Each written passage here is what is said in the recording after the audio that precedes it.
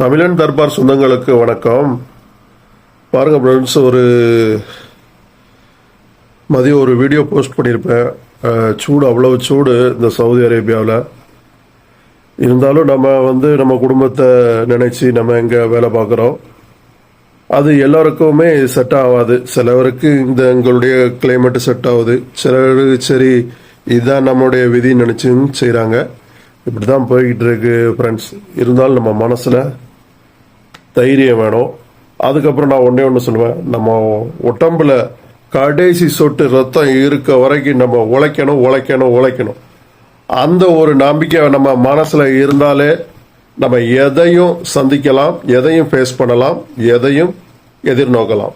இதுதான் வாழ்வின் ஒரு சூத்திரம், இதுதான் ஒரு வாழ்க்கையோட தந்திரம், வாழ்க்கையினுடைய தந்திரம்.